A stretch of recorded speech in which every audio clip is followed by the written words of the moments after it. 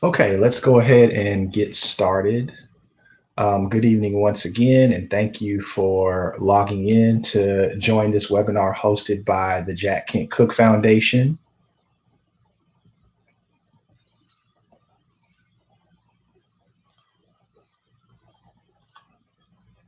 Okay, so this webinar will provide an overview of the Jack Kent Cooke Foundation's Young Scholars Program and the application process for those students who are interested in applying. My name is Alan Royal, and I am the outreach manager for the Cooke Foundation's scholarship programs, which means I oversee our outreach initiatives and selection process for the Young Scholars Program, as well as our college scholarship and our transfer scholarship programs. So I will spend the next 45 minutes or so, maybe a little less, sharing some information about our Young Scholars Program, which opened on Monday, January 14th, and will be open until March 14th to current seventh graders. So I hope to answer any questions that you might have during the webinar, but if you have questions that come up while I'm talking, you can type them to me in the chat window. And then when I'm finished going through all of the slides in the webinar, I'll spend the last 10 to 15 minutes or so going through the questions that you type to me. And if there isn't enough time to answer all of the questions, we will definitely follow up with more responses via email to everyone who is registered for the webinar today. We're also recording this webinar. We'll post the recording to our website. So if you need to view it again or want to share with others later, you can access it on our website, probably starting next week. All right. So on this first slide, on the very first slide, you saw the think big, work hard, achieve. In the photo, that's the foundation's unofficial motto. And so we chose this as a motto because we feel those three statements really represent the attitudes and the ambitions of Cooke Scholars. And so I've got a few statistics on this first slide. Our programs are comprised of students who are high achieving, they have big goals for themselves, and they want to positively impact their communities. So we'll talk a little bit about that, but you see here 98% enroll in a four-year college or university after graduating. So it really is a college prep program, and pretty much all of the students that are a part of our program go on to college. They also are taking rigorous course loads. So many of them, if available, enroll in AP courses in high school.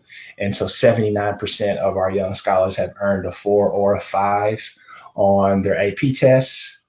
And then 78% attend a most or highly competitive college or university. And so that simply means that those schools that are a little bit more difficult to get into, a little bit more selective, typically have under 35% acceptance rates. These are the students that many young scholars are applying to and trying to get into so they can really be a part of that rigorous environment. So the Young Scholars Program itself really has three main components. And these three parts are what you can expect from the program in terms of benefits. So the first one being the personalized advising. So young scholars get connected to an educational advisor, or an EA for short. And this person is their main point of contact at the foundation, the main person that's sort of guiding them in navigating the program. The EA, or the advisor, communicates about every 4 to 6 weeks with their scholars, and they do so on the phone as well as online. They email each other, they participate in online chats and hangouts. And this is really how the EA can kind of get an update on things about school and what's going on with this scholar's educational decisions and start to build that relationship. And then the scholars also receive financial support to pursue academic activities. This is the scholarship money that is awarded to each young scholar we accept. And this money is used to pursue those educational enrichment opportunities that they're interested in during their time in high school. And this funding is determined by creating what we call an individualized learning plan, or an ILP for short. And each ILP maps out how those scholarship dollars will be spent on that student for that academic year. So one example of something we would cover the cost of would be like a summer enrichment experience or a summer program. And I'll talk in more detail about summer programs in a few slides, but just as an example of one of the things that might be covered under financial support. And then thirdly, the third component of program experience is the scholar community.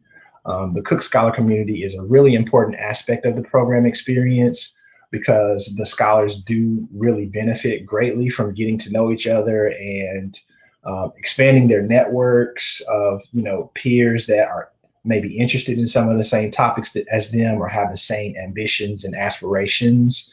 An older scholar might become a mentor. So we really view the Cooke Scholar community as very active and very engaged. And we believe that's incredibly important to the experience that we're trying to create for our young scholars. And advisors help facilitate this community as well. I think I mentioned that they host online hangouts. So there will be multiple scholars sometimes participating in one hangout with an advisor. So they get the chance to get to know each other and talk about different topics through that avenue as well. Okay, I'll talk more about the educational advisor briefly. Again, this is the person that will be trying to build a strong relationship with the student and their family and guide them on some of their educational decisions. They will also visit the scholars when the program first starts and sort of be that main person that's overseeing all of the students' scholarship expenses via the ILP. So just a few examples of what the EA is looking out for. They want to help identify an appropriately rigorous high school. It's sometimes, I think, perceived that the Young Scholars Program is attempting to push students to boarding schools or to private schools.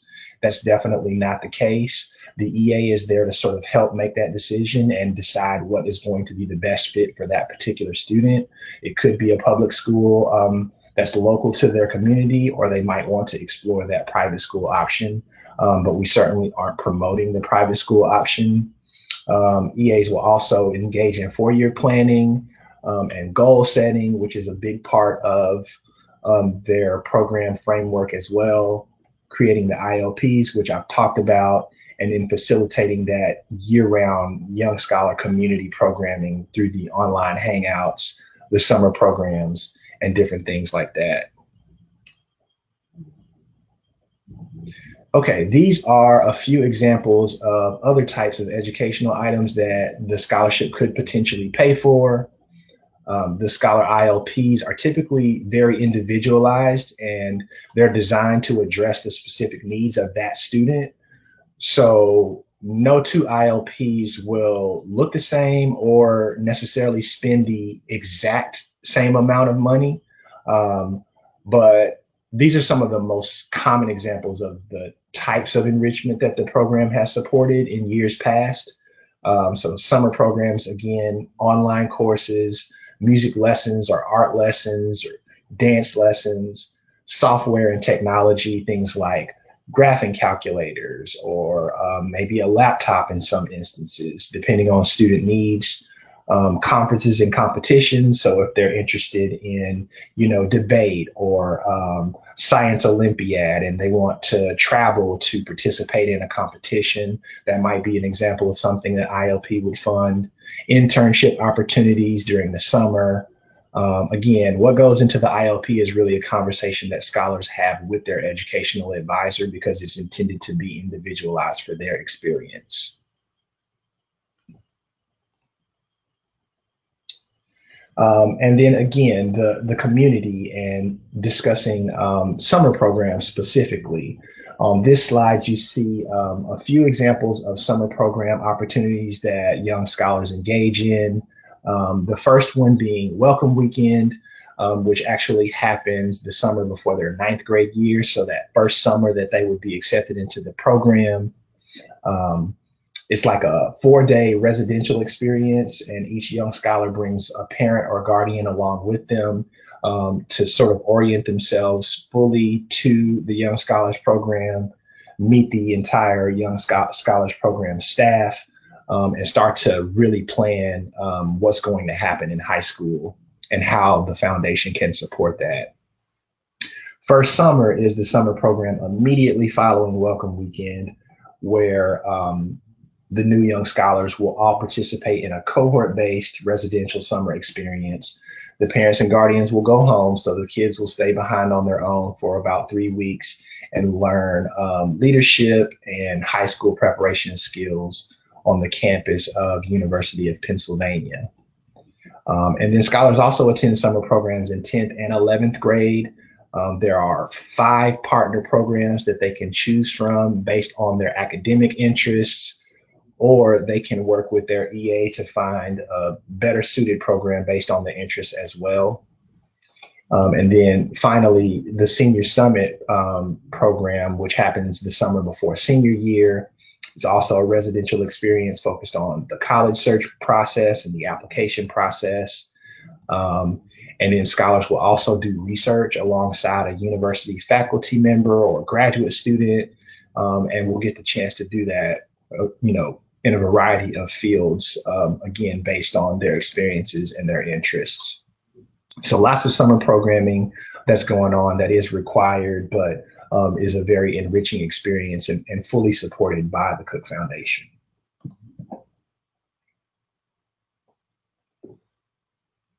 Okay, continuing support. So with this slide, I want to bring attention to the fact that when young scholars become seniors, they're eligible to also apply for the Cooke College Scholarship.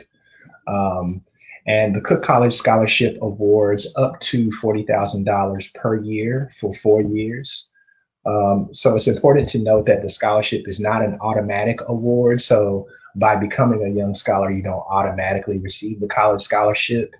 You will have to go through an application process as a young scholar, but hopefully you will be, well prepared to do well in that process, considering that you've been a part of the Young Scholars Program and have the advisor to help you through the process.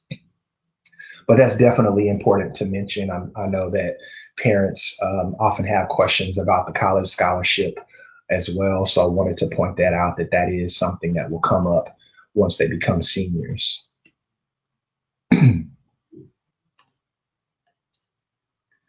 Okay, how do you know if your student is a good fit to apply for the Young Scholars Program? You can start with these eligibility requirements that you see on this slide. Students need to meet all of these requirements in order to submit an application. So they need to be entering 8th grade in the fall of 2019. So that means they're currently a 7th grader planning to start 8th grade next fall. And since the beginning of 6th grade, so in 6th grade and 7th grade, they need to have earned all or mostly A's in their core academic subjects. Core academic subjects will be math, science, social studies, and language arts. So again, we're looking for mostly A's. A couple of B's is totally fine, but no C's. And we're also looking for students that are residing in the U.S. or a U.S. territory and plan to attend high school in the U.S.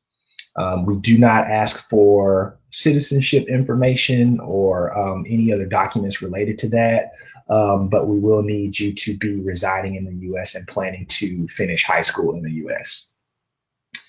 And then finally, unmet financial need.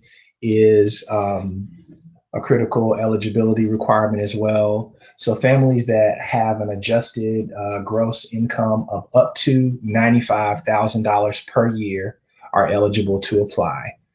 So if you fall at or below that mark with your AGI, you are eligible to apply. If you make more than that, you would not be eligible to apply. And it's worth mentioning that there is definitely a full range of family incomes in terms of who we accept. We really take into account geographic location and what the cost of living might be where you live, as well as your individual family situation and what your expenses might be. So that's why the 95K is a little higher than one might expect. Typically, though, or I will say last year, the average income amount for the new young scholar families was around 39,000 per year. So we really are carefully evaluating the need aspect when choosing our cohort. All right. In addition to the eligibility, once you get through that, you're going to want to look at the selection criteria to get an understanding of what we're evaluating when we're looking at an application for a young scholar. First and foremost is academic achievement. We are an academic scholarship program that is the focus of our support and work. So we're looking for a strong academic record. We'll look at the report cards. We'll look at standardized test scores. We'll look at recommendations from teachers. And we'll also pay attention to their love of learning and their intellectual curiosity based on their responses to the short answer and essay questions in the application. So that aspect of really being excited about their education and wanting to push themselves to achieve more is also a part of academic achievement.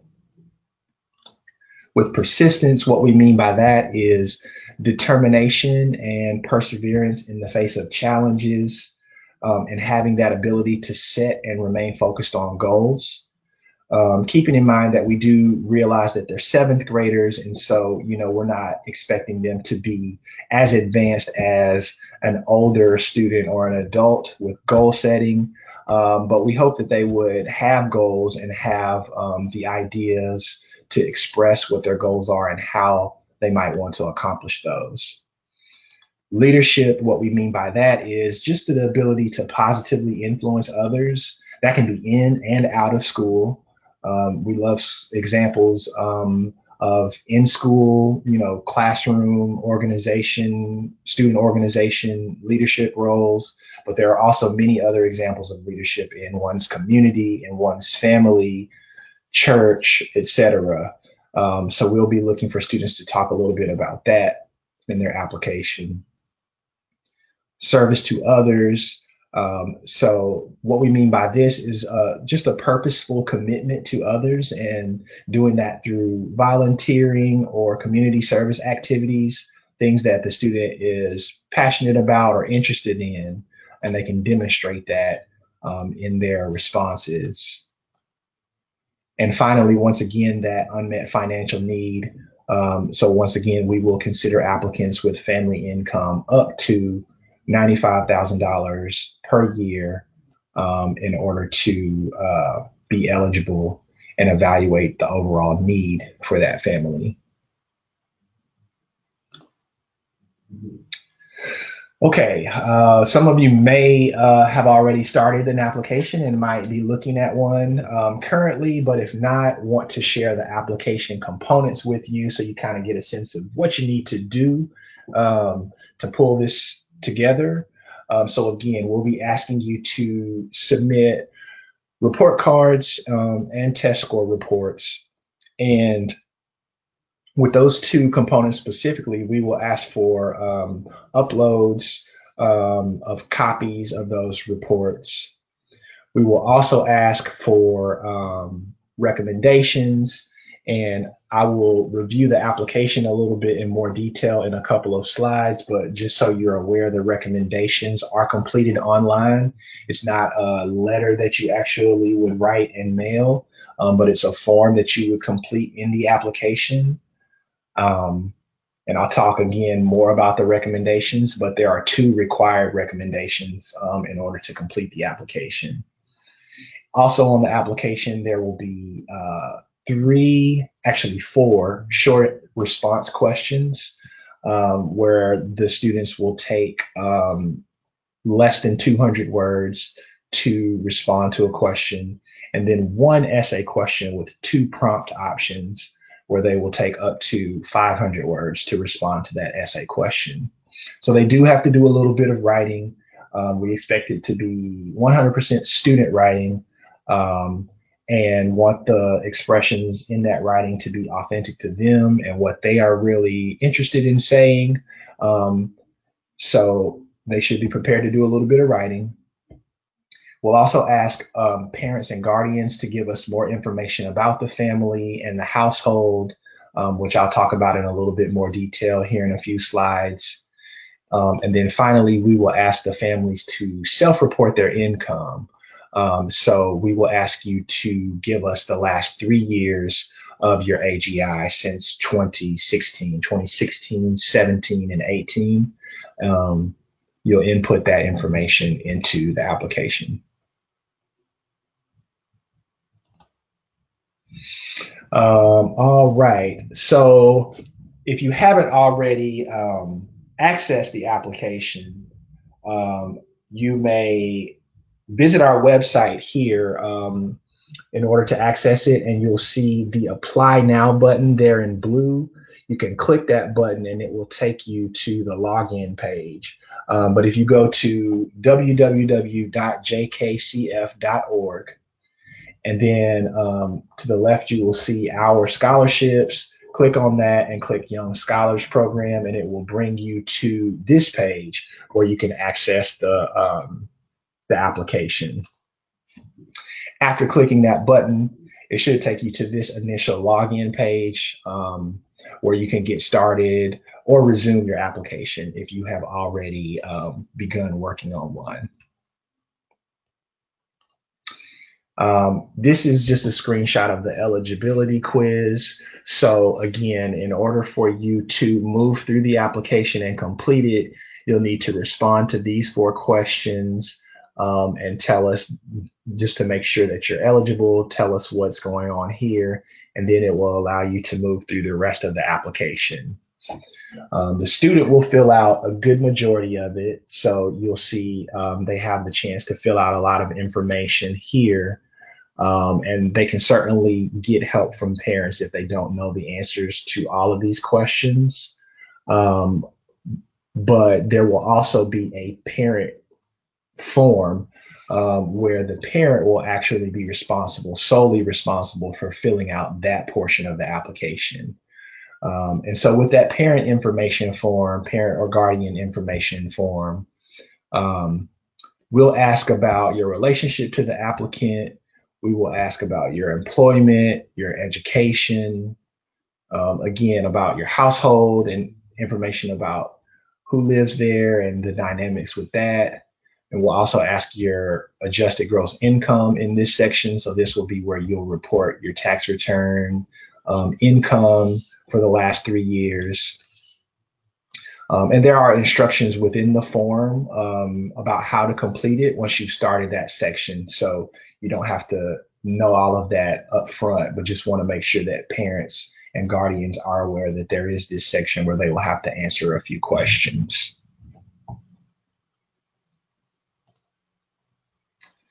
And then the recommenders page. So when you get to this section, you will see it says invite recommenders and parents.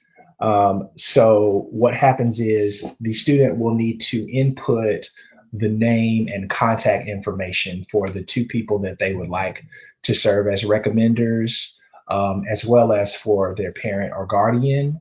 And what that does is the system will then send an email to those email addresses that are input. That way, the recommenders and the parents can have access to the specific parts that they need to complete and be able to submit in that fashion. And again, with the recommenders, there are two required recommendations. One of them has to come from a core subject teacher. So again, one of those four subjects: math, science, social studies, or language arts. The second recommendation can come from another teacher, or it can come from a personal recommender. That would be someone like a coach or a mentor or any other person that maybe an instructor in another thing that you're participating in, someone that can comment on your involvement in that activity or comment further on you academically. We ask that it not be a family member. So we want to eliminate the potential for bias there and really get an outsider opinion on the student. But they will be submitting via online, and there will be two recommendations that are required.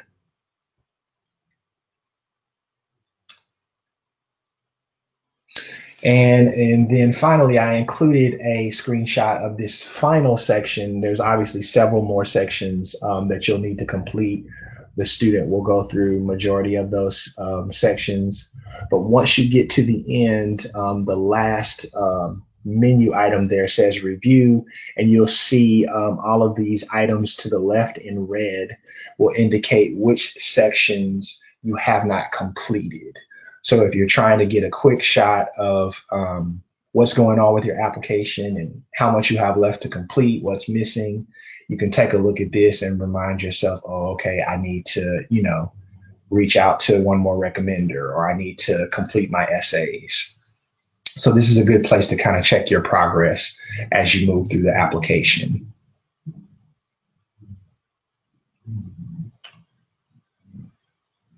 Okay, so I covered a lot pretty quickly, I feel like. Want to pause for a second to bring your attention back to the timeline.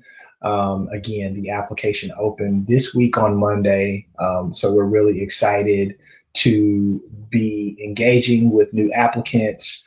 And then the application will stay open for the next 8 weeks or so. Actually, 8 weeks from today, I believe. It will close on March 14th. So you have a good, 2 months worth of time to complete the application. I would advise those who are considering doing it to reach out to your recommenders and give them ample time to work on your recommendation and submit it before the deadline, because we do need all of the materials submitted by March 14th, including recommendations, report cards, test score reports. All of that will need to be submitted by the 14th. So reach out to your recommenders, try to gather your report cards. Sometimes those might be hard to locate. So the earlier you get started on those types of tasks, I think the better it is for your process towards the end. And then we go through a very rigorous review process that takes us several months. This year, we are looking to select approximately 50 young scholars. So we want to be sure that we're reading every application and really selecting the students that we feel will be the best fit for our program. So around about July, we will announce a group of semifinalists from our applicant pool, and actually, we won't announce it. We'll contact them and let them know that they've moved to the semifinalist round. And then we'll continue with the review process. And by the beginning of September, we will announce the recipients that will be our new cohort of young scholars, our 2019 cohort of young scholars. So that's just the general timeline for the application process.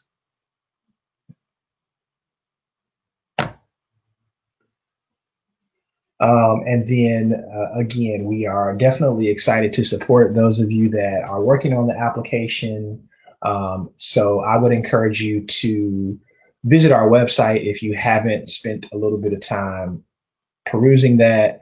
There's a lot of great information. We have a very robust, frequently asked questions page where we cover a lot of things that people generally ask about the program and the application process. So seek that out. We also have flyers that are downloadable and shareable. We'll have a link to this webinar on the website. We have links to video content, all sorts of content that can be helpful in understanding the Young Scholars Program and the Jack Kent Cooke Foundation. If you have a question that isn't addressed via the website and hasn't been covered in a webinar, you can email scholarships@jkcf.org, and we will be able to respond to your question via email as well. And we also have a help desk number that is not on the slide, but if you prefer phone, you can call 800-941-3300. So either calling that number or emailing scholarships@jkcf.org will get you someone that can help you with any questions that you might have. Okay, and that's pretty much it. Definitely would like to encourage everyone to follow the Jack Kent Cooke Foundation on social media. If you guys are active on social media, you can follow us on Twitter or Instagram at the JKCF. I think these are great outlets to see some of our scholars and some of the stories that they share, some of the work of the foundation and the different research that we're involved in. So definitely encourage you to peruse our Twitter page, our Instagram page to get a little bit more insight into the Cooke Foundation and the scholars that so wonderfully represent what we're about. Okay, I will pause now to take a look at some of the questions that have come through, and I will just read them here for the next maybe 10 or 15 minutes. And if you have questions that are still lingering, you can definitely type those to me. The first question says, may 8th graders apply? So again, unfortunately, 7th grade is the only entry point to the Young Scholars Program. So if you have a current 7th grader, they're eligible, but if they're 6th grade or 8th grade, unfortunately, they're not eligible. Another question says, I have an SAT score that I'm not satisfied with, decided to take the test again in early March. It says online that my test score will probably come home after the application process is closed. Can you still receive and replace my old score with the new one? Great question, because I actually meant to talk more about the SAT and the ACT. So I mentioned standardized test scores as part of how we evaluate academic achievement. What I didn't specify is that what we mean is we ask you to submit your state standardized test score. So every state has, the mandated test that they're required to take, and we want you to submit your most recent scores from that test. Additionally, however, if you have taken above grade level testing, for example, an SAT or an ACT through a regional talent center, we would love for you to submit those scores as well. If you've taken the test according to the question and maybe you didn't score as highly as you would have liked, but you aren't able to get a new score until after the close, unfortunately, we don't need you to send something that occurs after the close. I would say if you're taking it before the close and you still want us to have your scores, your most recent scores, you can reach out and let us know. But after the close, we will stop accepting application materials. Another question says, what happens if I live away from University of Pennsylvania? Will you pay for the airplane tickets? So yes, if you are accepted into the program, you will be fully covered on any travel expenses that are incurred based on travel for the program.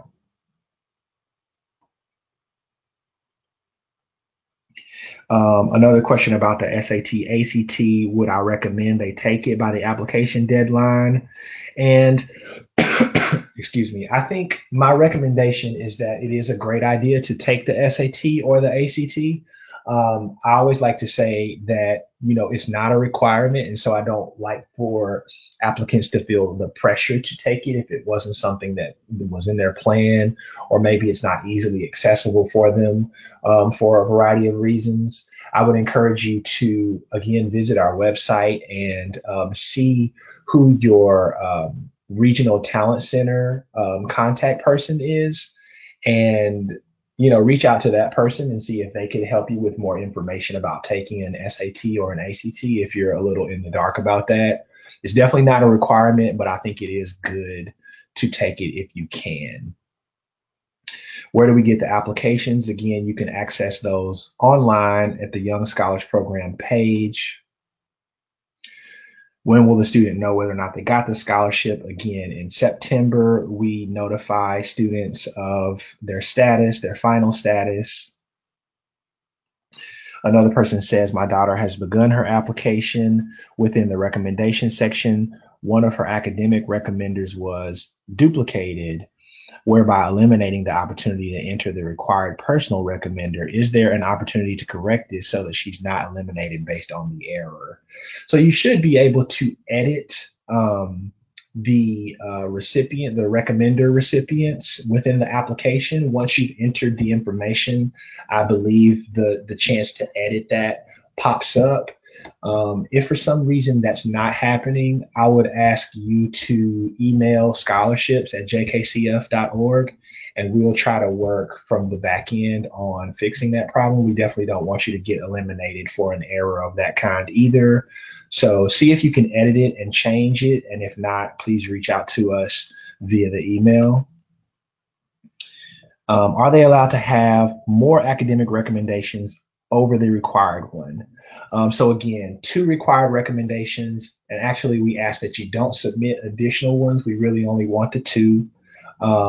Both of them could be academic in nature, meaning that both of them could be from teachers, or only one of them could be from a teacher. That's really up to you. And I would say, in thinking about making that decision, you want to go with who can really give the best context about your student and about their accomplishments academically and otherwise, based on the criteria that I mentioned before. So persistence, leadership, service to others, and then the academic achievement.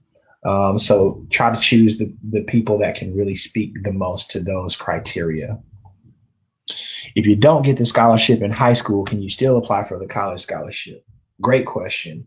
Yes, you can. So the college scholarship is open externally, meaning to students that are not already Cooke Scholars in the Young Scholars Program.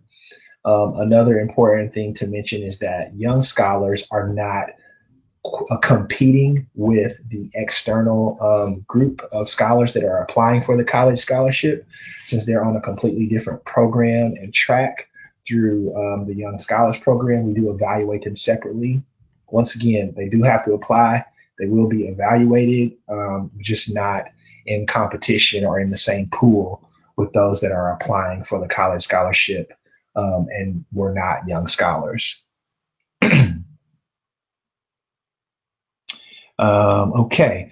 Again, I think a couple of people asked about the total number selected. And again, we expect to select around 50 this year. Can you connect applying parents to current scholars and parents to discuss the program? This is actually something that we're working on trying to do right now in the form of a webinar. So stay tuned for that. I'm very hopeful that we will be able to have a webinar where maybe a couple of scholars and maybe a couple of parents can get on the line with us and talk a little bit about their experience. Outside of that, I'm not sure if I would be able to connect anyone directly, just for privacy reasons, but stay tuned for that webinar opportunity. Check our website, and that may be coming down the pipeline in the next couple of weeks. Again, two recommendations. If your income is slightly higher than 95,000, that's a good question. So maybe you're right at 95 or slightly over. If you are, particularly if your income may have fluctuated within the last 3 years. So let's say in 16, maybe you were significantly below 95 or a little bit below 95. And by 18, you were maybe just a little bit above. That's a situation where if you feel like your student is a great fit in every other way, I think I would encourage you to go ahead and still apply. But again, this is really based on us knowing that sometimes income fluctuates and really trying to be in tune with the need associated with that particular family. So just know that we'll be evaluating that closely should you decide to do that. If I have a sixth grader, can I start this year for next year? I think attending this webinar is a great way to get a head start. There isn't anything you can actually do as far as the application process, but learning about it, being aware of the criteria, and knowing that it's coming up next year in January, I would absolutely encourage you to do that, and I appreciate you taking that level of initiative.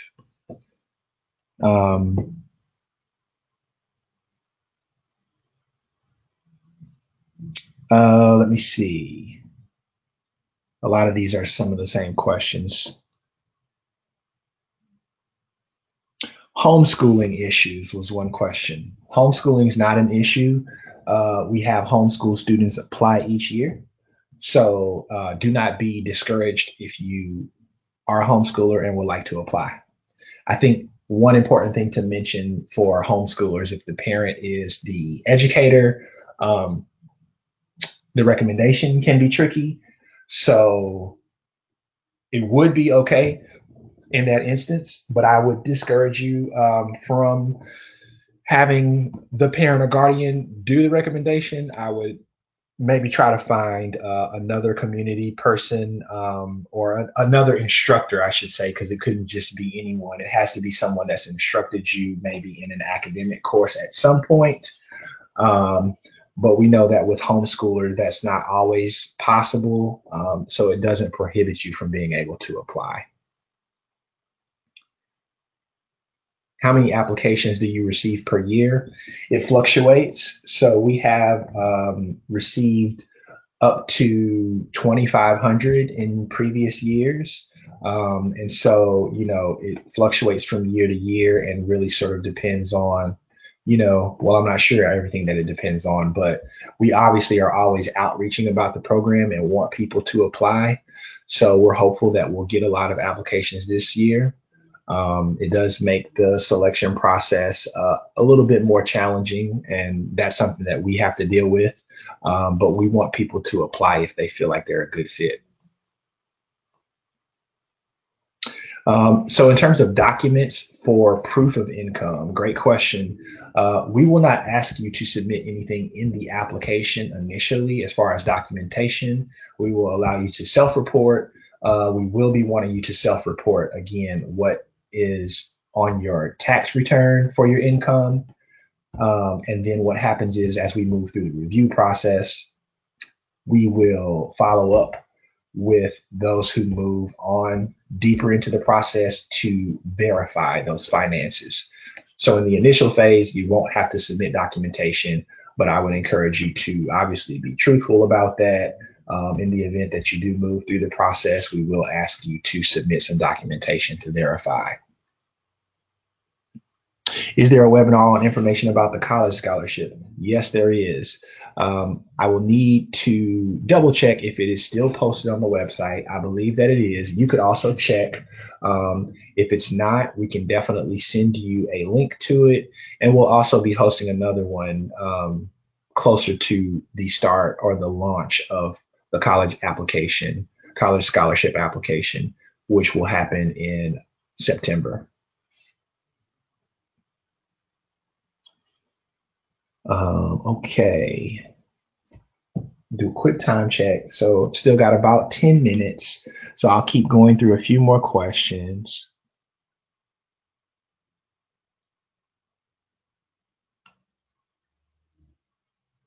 Do you have student recipients with learning differences um, and who attend a private academy for learning differences? And would the financial support include private school tuition? Two good questions. So yes, we do accept and support students that have learning differences. We have had several twice exceptional students move through the Young Scholars Program with great success. And we do factor in those types of accommodations in terms of our advising support and in terms of like making recommendations. Um, and then financial support for private school tuition, also a great question. And yes, we do support private school tuition in a limited way. So we don't pay full tuition amounts. What typically happens with students that are applying to private school is the EA, the advisor, will be there along with the family to help guide them through the process of applying for financial aid. So we will help with that process because typically most young scholars will be eligible to receive aid. After that package has been received, we'll talk about what's left with the gap and determine if it makes sense for the foundation to contribute some of the funding in the scholarship towards private school tuition. Do I meet my mentors during the summer program? So, if by mentors you mean your educational advisor, you'll actually meet that person much earlier than the summer. You should meet them shortly after joining the program in the fall or winter. They will come visit you. If you mean other scholars that are older, you will have the chance to meet a few scholars in the summer at Welcome Weekend and First Summer, and there will be other ways that you will meet them as well. So you will quickly start to meet the rest of the scholars in the Cooke community should you be accepted. Suggested time to start the application right now. If you're interested, I would say go ahead and get started tonight or this weekend if you can. When you start the application, you need to enter an email address. My daughter is 12 and not able to get her own email address. Can she use mine? And can I also use my email as the parent? Yes. So it's totally fine for those that are not old enough to have an email address to use a parent or guardian email address. Um, you shouldn't have any issues with that. So that's perfectly fine. You still want to set up the account as the child or the applicant. That's another good question. Do we set up the account as parent or child when starting? You want to enter the child's information because they are technically the applicant, even if they're only 12 and don't have an email address. They are the applicant, so be sure to input their information. The parent information will be collected in the parent form.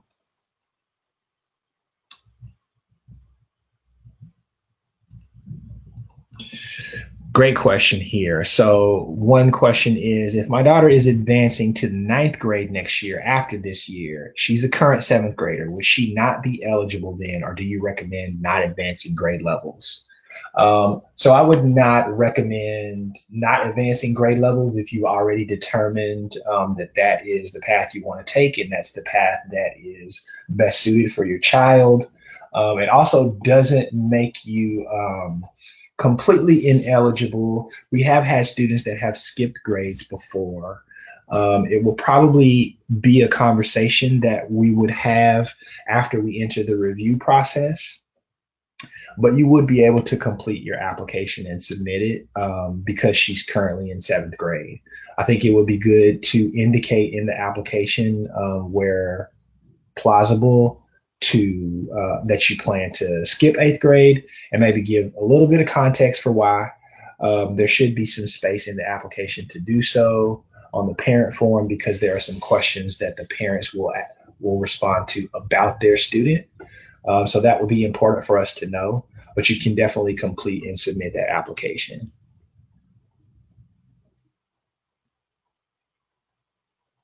Okay. Um,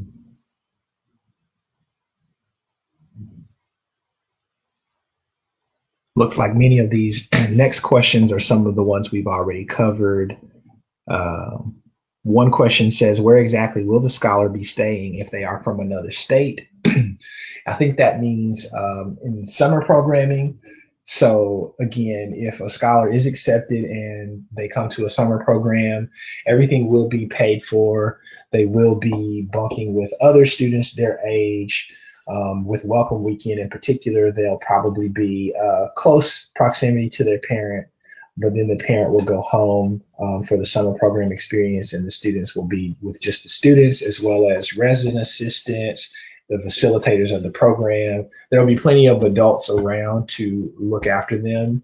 But yeah, they essentially will be traveling back home by themselves. So that is one reality of the initial summer program is the adjustment to that.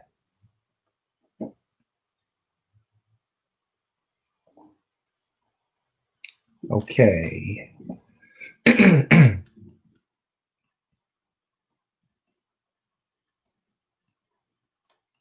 Does your scholarship cover CTY courses?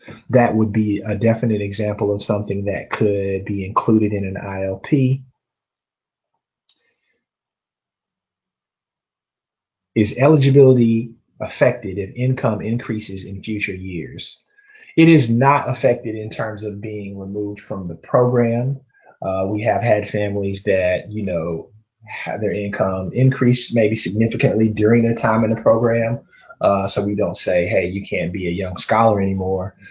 It does impact sometimes the college scholarship eligibility. So that's a bridge that you would have to cross when you get to it. But in terms of being in the Young Scholars Program specifically, it would not allow you to be removed, not solely because of income.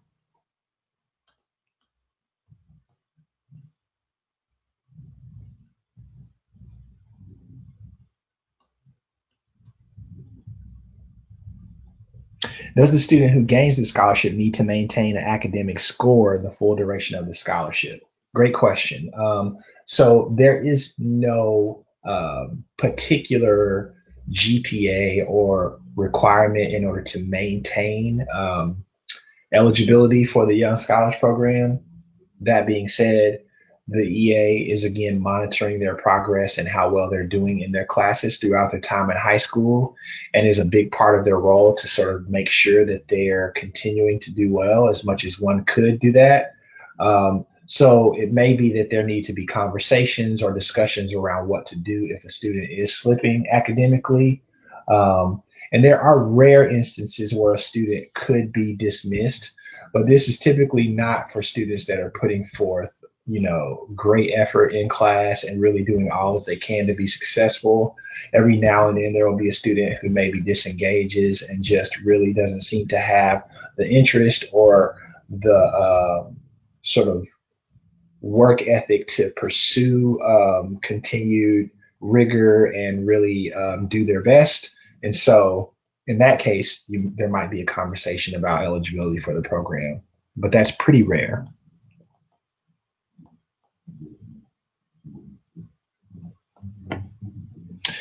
Okay, I think that's mostly it in terms of different types of questions.